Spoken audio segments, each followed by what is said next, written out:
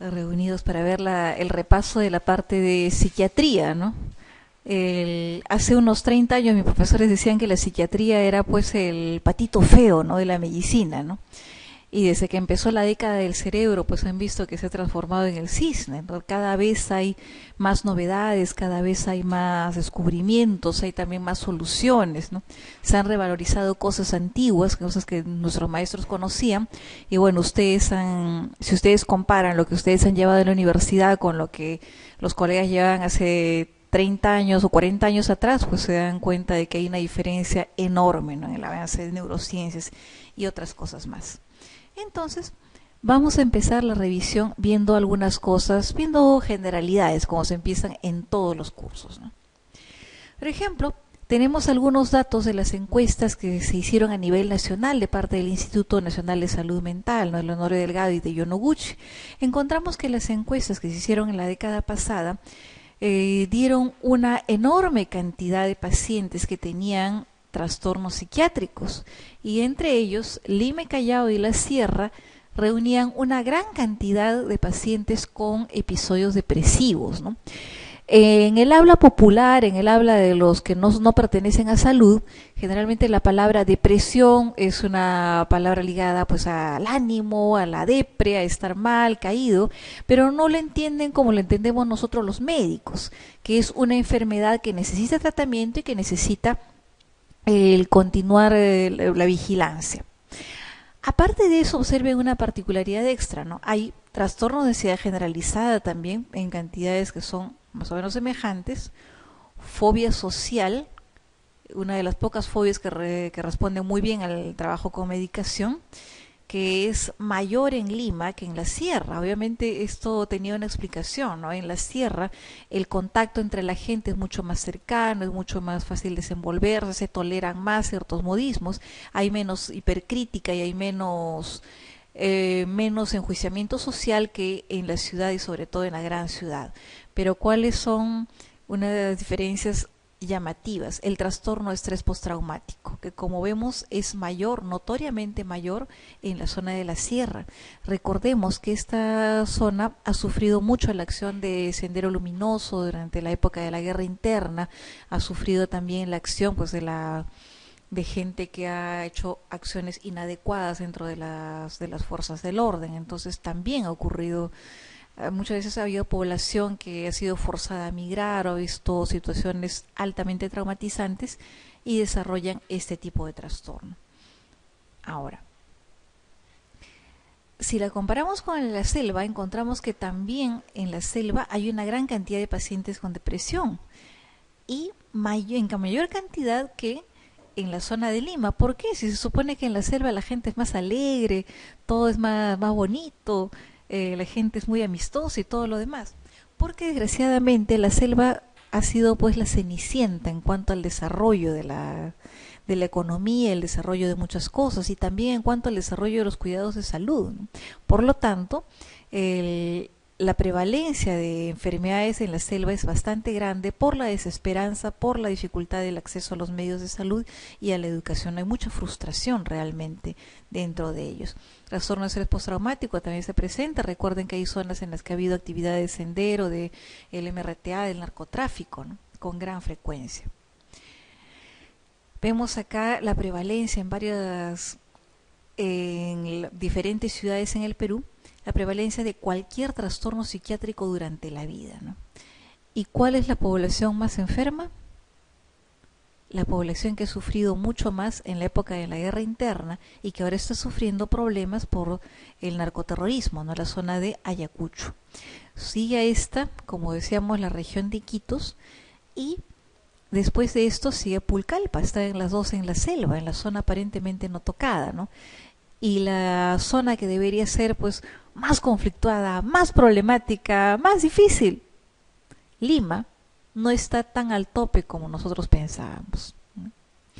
Justamente por mejor acceso a los servicios de salud y porque la gente tiene la percepción de que acá en esos últimos tiempos tiene algo más de oportunidades que en otro momento, en otra situación. Pero también encontramos diferencias de otro tipo, ¿no? Encontramos diferencias en cuanto a edad, encontramos diferencias en cuanto a sexo. Y así es que llegamos a la primera pregunta de de las generalidades, ¿no? ¿Cuál de los siguientes problemas psiquiátricos será más frecuente en mujeres que en los hombres? El trastorno de personalidad paranoide, que se ubica dentro de los 10 trastornos de personalidad que tipifican el DSM-4, dentro del grupo de los raros de los extraños, los intentos de suicidio, que ahora casi se promocionan por radio, televisión, periódicos, etcétera, ¿no? El suicidio consumado, el consumo de alcohol, que ahora está bajando en cuanto a la edad de inicio, el síndrome de déficit de atención con hiperactividad. ¿Cuál de todos estos será más frecuente en mujeres que en hombres?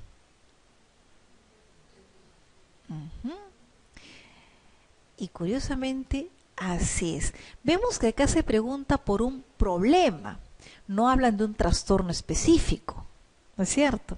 Y en realidad, como problema, el intento de suicidio efectivamente es mucho más frecuente en las mujeres que en los hombres. Sin embargo, el suicidio se consume más en varones. Dicen que las mujeres intentan más, pero los varones logran más matarse, ¿no? Y generalmente los intentos de suicidio en las mujeres también se diferencian, suelen usar más veneno, suelen usar métodos un poquito más suaves, por así decirlo, consumo de benzodiazepinas o de repente en un contexto más de liberación por consumo de alcohol, ¿no? En cambio, el intento de suicidio hecho por varones suele ser más agresivo, suelen usar armas, suelen colgarse, suelen desbarrancarse con más frecuencia que las mujeres. Ahora, ojo, la mayoría de los pacientes que han pasado por un intento de suicidio no acuden a los centros especializados, llámese Hospital Arco Herrera, Hospital Asesor Emilio Valdizán o el Instituto de Salud Mental Honorio Delgado y de Yonoguchi, sino que muchas veces van a centros de salud, ¿no? Porque no han tomado de repente una dosis letal o porque se han hecho daño, un daño que no amenaza realmente la vida y la salud, ¿no? O van a hospitales generales. Y hay un prejuicio muy grande en torno al tratamiento que va a seguir a esos pacientes. Se suele pensar que el paciente con intento de suicidio es una persona débil, floja, cobarde, que no enfrenta las situaciones, y no se dan cuenta de que en realidad muchas veces las personas que tienen un intento de suicidio lo hacen porque hay una patología detrás que está provocando eso como si fuera un síntoma, o porque debido a los rasgos de su personalidad pueden haber problemas diversos, pueden haber dificultades que las lleven a pensar que esta es la única solución, o porque se encuentra en una situación tal que momentáneamente se bloquean y sienten que están desubicadas. Ahora, un datito más respecto a esto de los intentos de suicidio. Hay mucho subregistro en el suicidio consumado, recuerden. Hay un montón de subregistro. Intoxicaciones casuales, que a veces en realidad esconden intentos de suicidio o suicidios consumados.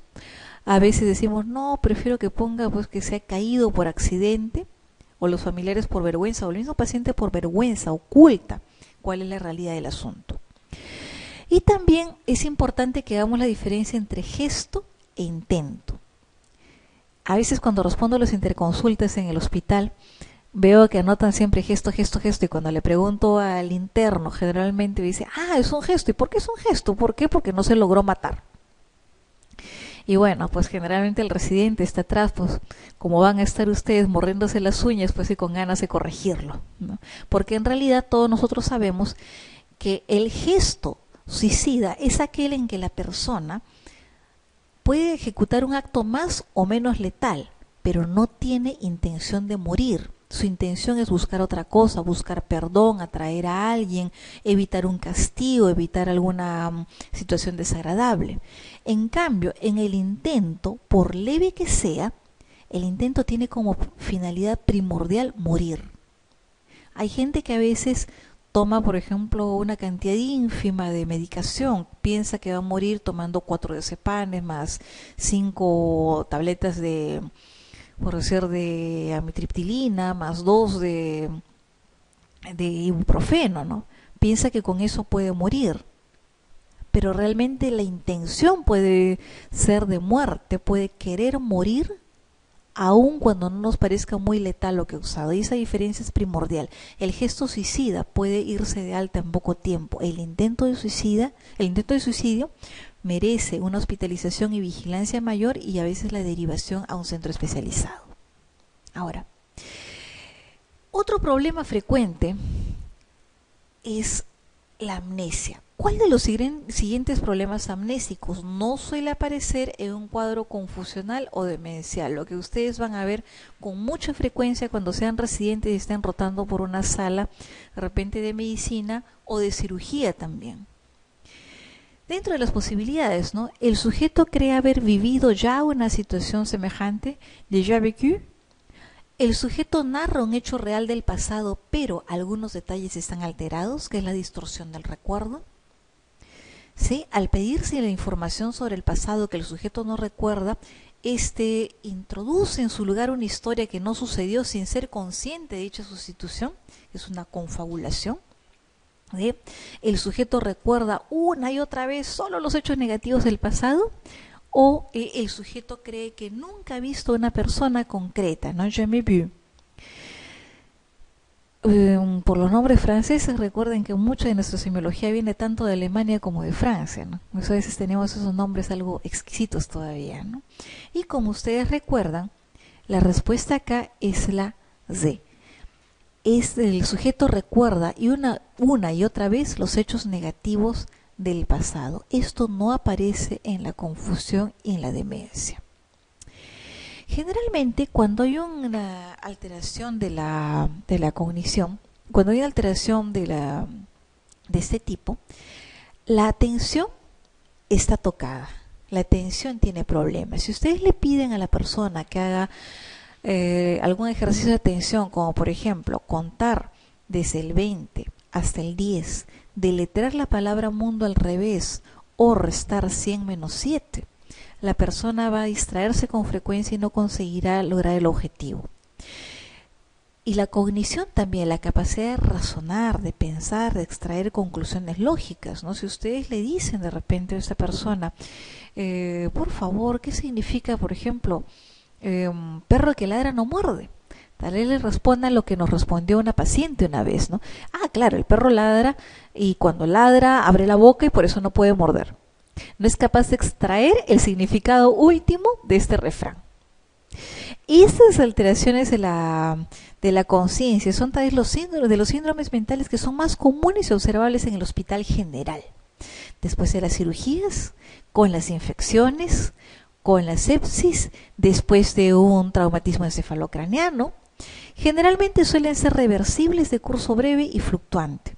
Y el tratamiento siempre debe ser buscar cuál es la causa desencadenante. Si, por ejemplo, una persona comienza a tener un trastorno de la atención, dificultades para poder pensar y tenemos el antecedente de que es una persona bastante mayor, que ha recibido un impacto en la cabeza, de repente no muy grande, pensemos en la posibilidad de un hematoma subdural, ¿no? Que se puede evacuar y una vez que se evacúa generalmente no deja problemas, ¿no? O en el caso de una infección en la que hay fiebre, no curada la infección o disminuida la fiebre, generalmente esas molestias desaparecen, ¿no? Y necesitamos siempre prevenir las complicaciones asociadas. De repente si hay una persona con vómitos, cuidar de que no haya un problema de desequilibrio electrolítico, ¿no? Que también nos puede proporcionar ingratas sorpresas. Ahora, tradicionalmente se han dividido los trastornos psiquiátricos en trastornos neuróticos y trastornos psicóticos, ¿no?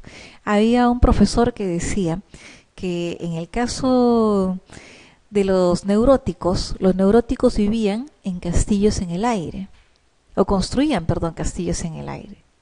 Los psicóticos vivían dentro de ellos y los psiquiatras eran los que cobraban el alquiler. Entonces, enfrentándonos a los trastornos neuróticos, que de lejos son los que van a ver ustedes con más frecuencia a lo largo de todo el ejercicio profesional, recordemos que los trastornos depresivos y los trastornos de ansiedad son los trastornos neuróticos más frecuentes que se presentan en la población y son realmente problemas serios en salud pública en todo el Perú y en todo el mundo. Más de un tercio de las poblaciones adultas que se han estudiado en nuestras patrias han padecido algún trastorno psiquiátrico alguna vez en su vida, ¿no? Y como le decía, resaltan Ayacucho y Iquitos. Imagínense, es una cantidad enorme. No sé si habrá acá algún aficionado a la psiquiatría, pero trabajo va a tener en el futuro, ¿no? Va a tener bastante trabajo realmente, ¿no? Y todos los médicos tenemos algo de terapeuta. Entonces nos van a venir a consultar de todas maneras qué cosa es lo que se puede hacer, ¿no? En Lima, 1 de cada 10 personas con algún trastorno psiquiátrico diagnosticable, sin embargo, recibió atención médica. Solo 1 de cada 10. Ojo, no estamos hablando de la visita a un psiquiatra, estamos hablando de la visita a un médico. Muchas veces hay la tendencia a visitar antes a un psicólogo que a un médico. En realidad, un médico puede resolver de primera mano con mucha mayor efectividad uno de esos problemas que un psicólogo. No todos están entrenados en hacer psicoterapia. No todos tienen habilidades terapéuticas. Y obviamente no todos tienen la habilidad para poder distinguir cuándo este es un problema de salud mental y cuándo de repente es un problema de otro tipo, como el hipotiroidismo, que da síntomas psiquiátricos, por ejemplo. Recordemos, sin embargo, un dato trágico. Más del 50% de las personas que tenían algún trastorno psiquiátrico no reconocían en sí mismas sus problemas de salud mental, en particular las personas con trastornos de ansiedad. Pareciera que las personas no leen su propio problema. Y las personas con ansiedad tienden a pensar que tienen problemas del corazón, de los pulmones, etcétera, etcétera, o que son nerviosas, pues, y que eso es algo normal, es parte de la constitución, y no piensan que realmente eso es un problema de salud, y un problema de salud perfectamente solucionable por cualquier colega interesado en la materia. Una de las cosas más interesantes que vemos acá es la ansiedad generalizada, y esta se puede caracterizar por ejemplo, ¿se caracterizará por miedo a estímulos concretos, por ejemplo, animales, arañas, perros, etcétera? ¿Se caracteriza por una ansiedad que cursa en crisis muy intensas, pero de corta duración? ¿O por una ansiedad bastante persistente durante varias semanas? ¿O la aparición de los síntomas cuando el sujeto es observado, escrutado, sometido a juicio?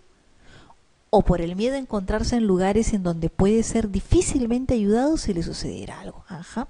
Justamente como alguien de ustedes ha dicho, la respuesta es C. En la ansiedad generalizada hay una ansiedad persistente durante varias semanas. Es un estado de alerta casi constante. La persona vive temiendo horribles catástrofes a cada momento. La clásica es, de repente la han pasado ustedes en la etapa de estudiantes. Uno suele llegar a casa alrededor de las 10 de la noche, pero a veces se queda a conversar con los amigos, a veces se queda a trabajar algo extra con los compañeros, hacer un trabajo de grupo. A veces uno se ve escapadito a una fiesta, a todos nos ha pasado, y encontramos a mamá muerta del susto pensando que su hijo o su hija le ha pasado algo terrible, ya los han asaltado, los han robado, los van a traer en pedacitos y los va a traer el patrullero, por lo menos, ¿no es cierto? Imagínense ese estado multiplicado por 10. Y que la persona esté alerta a cualquier ruido, cualquier cosa, cualquier accidente, la posibilidad de ser robada, de ser asaltada, de que algo se caiga, de que le llegue una mala noticia, etcétera, etcétera. Y como si fuera poco, esto se acompaña de, además, insomnio. Un insomnio característico. La persona no puede conciliar el sueño, es un insomnio inicial. Hay rumiaciones catastróficas, así como la vaquita o la llamita están ñam, ñam, ñam, rumiando su bolita de pasto, la persona está ñam, ñam, ñam, rumiando sus bolitas de pensamientos desagradables. Además hay alteraciones del apetito. Cuando la persona está muy ansiosa, puede no comer nada o puede comenzar a comer lo que sea, sobre todo chocolatitos, dulces, etcétera, ¿no? Y tiene otros síntomas físicos, como por ejemplo temblores, cefalea, palpitaciones, parestesias, náuseas y otras cosas más. La cefalea es característica, generalmente cefalea occipital, que se puede irradiar a la nuca y a los hombros, y generalmente urente o con la sensación de gran tensión o depresión. Ahora, otro tipo de trastorno ansioso son las fobias. Y respecto a las fobias, es cierto que la agorafobia no sucede en lugares cerrados, como por ejemplo el transporte público, ahora sobre todo que hay huelga de transporte. ¿Ve? Las fobias infantiles suelen cronificarse casi en su totalidad. C. En la fobia simple los síntomas son siempre leves. D. El sujeto con fobia social no se beneficia de los programas de entrenamiento en habilidades sociales. E. Cuando el agorafóbico sale de casa suele hacerlo acompañado, lo cual condiciona muchas veces una soltería obligada. A nadie le gusta ir a una cita con colita al costado. Y como ustedes recuerdan, es cierto que los agorafóbicos tienen mucho temor a salir solos de la casa. Y como siempre tienen necesidad de alguien, muchas veces esto limita su actividad social y causa trastornos en su relación. La fobia siempre se caracteriza porque generalmente las fobias son a un objeto específico. Las fobias infantiles no siempre se cronifican, ¿no? Y la agorafobia sucede tanto en lugares cerrados como en lugares abiertos. La característica es que no pueden, esos lugares la persona piensa que no puede recibir ningún tipo de apoyo. Y justamente la fobia social se beneficia muchísimo del entrenamiento en las habilidades sociales. Recordemos que las fobias suelen ser aprendidas o instaladas por un evento traumático. Aprendidas, por ejemplo, ¿qué pasará pues en la clásica fobia de la que se nos achaca a nosotras, a las chicas, ¿no? El miedo a los ratones.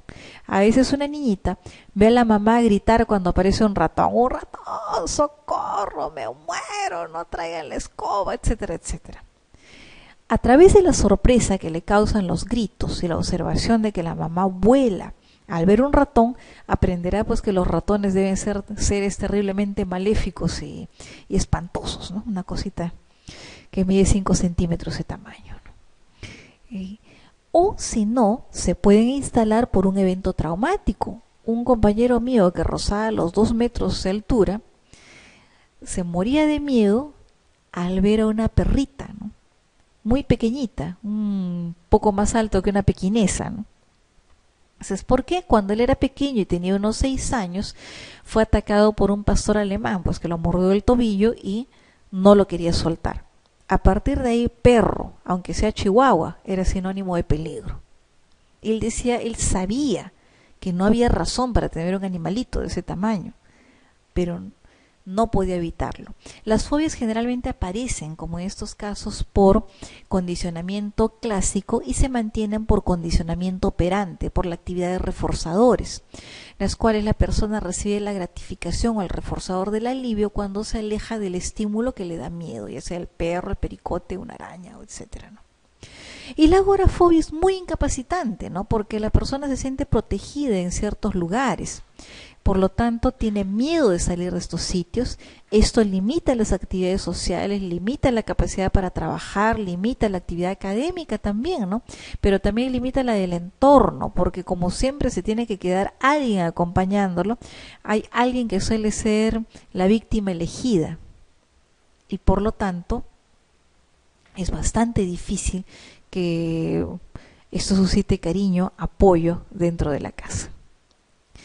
Otro tipo de trastorno, no sé si habrán visto ustedes una película con Jack Nicholson llamada Mejor Imposible, que ha tenido una muy buena asesoría de parte de un psiquiatra.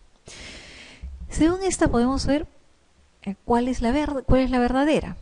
El inicio será tardío, alrededor de los 40 años. Se ha implicado en la serotonina en su etiopatogenia. El sujeto ejecuta conductas de modo voluntario. Suele afectar a sujetos extrovertidos y despreocupados, o las ideas que surgen en el sujeto son egosintónicas o están de acuerdo con su conducta y las creencias que él tiene. Justamente la respuesta es la B. No todo es trauma en la psiquiatría, es más, muchas veces dejamos de lado la búsqueda de un trauma, la mayoría de veces, porque encontramos que hay claras bases biológicas en todos los trastornos psiquiátricos, ¿no?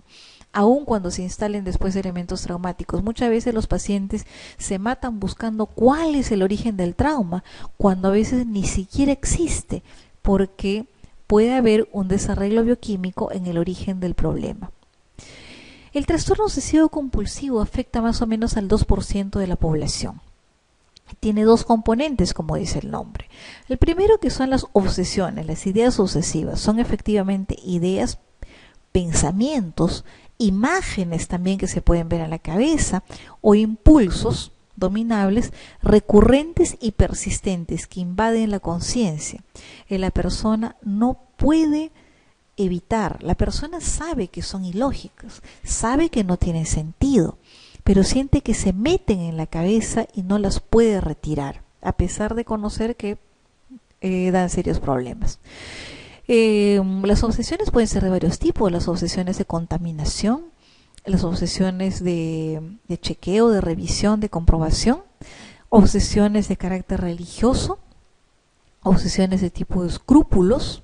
Por ejemplo, hay muchos tipos de obsesiones. Pueden haber ideas de imágenes obsesivas en la cabeza, ¿no? Hay una muchacha espantada porque le había venido la imagen de ella intentando matar a su madre con un cuchillo y decía, ¿cómo voy a querer matar a mi madre? No, eso es imposible, es absurdo, pero la idea se cruzaba en la cabeza.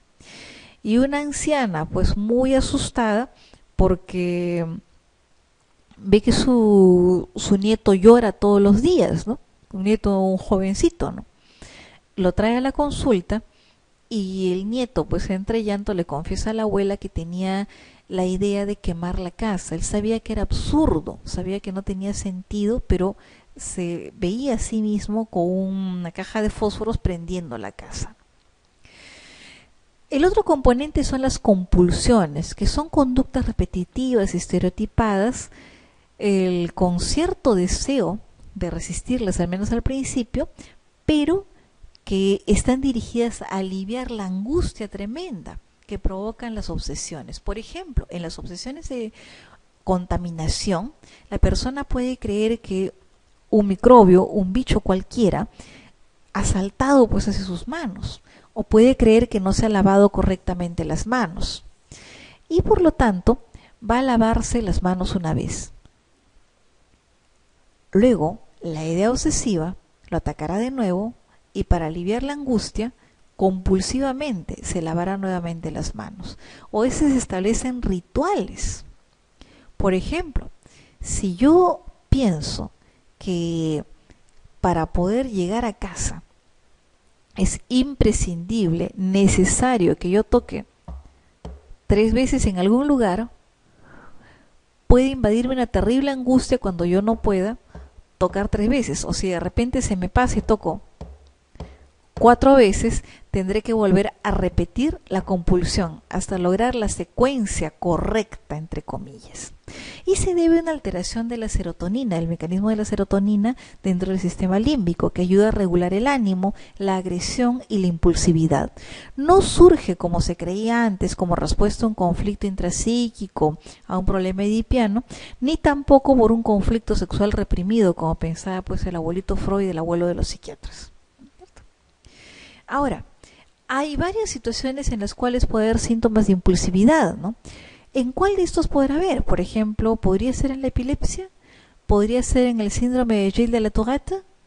¿En la demencia? ¿En la encefalitis herpética? ¿O de repente en todos los anteriores? Que a veces puede cogernos con ciertas sorpresas. Y efectivamente, en todos estos tipos de trastornos, a veces pueden haber síntomas impulsivos.